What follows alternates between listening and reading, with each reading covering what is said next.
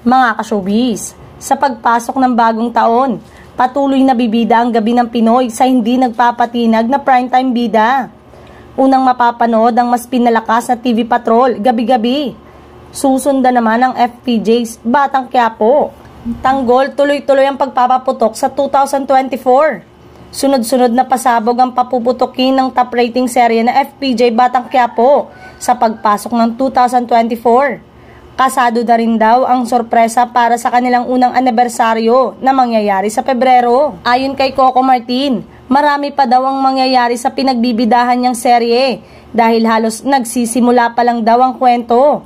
Asahan daw ng mga manunood na mas magiging komplikado at maaksyon ang takbo ng kwento ng nasabing serye na mapapanood gabi-gabi.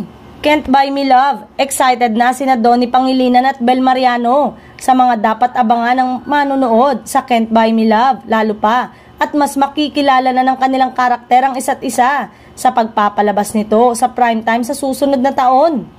Nagpapasalamat naman si Bel sa suporta ng kanilang mga fans, lalo pa at nakikita niya kung paano tinututukan ng mga manunood ang bawat detalye at revelasyon na kanilang nalalaman. Kasalukuyang umeere sa Netflix ang Can't Buy Me Love. Senior High, the youth-oriented ABS-CBN series Senior High ang nangunguna sa rating sa katapat na palabas ng ibang network. Nabalot man ng intriga ang isa sa mga bida nito na si Andrea Brillantes at hindi naman ito naging dahilan upang bumagsak ang serye na pinagbibidahan nito. Fractured, maraming ang fans ang natuwa, lalo na ang Francet fans dahil mapapanood na sa primetime ang kanilang mga idolo. At for sure, umano, na after ng Fractured project ng Francet ay mas bongga ang kanilang follow-up project.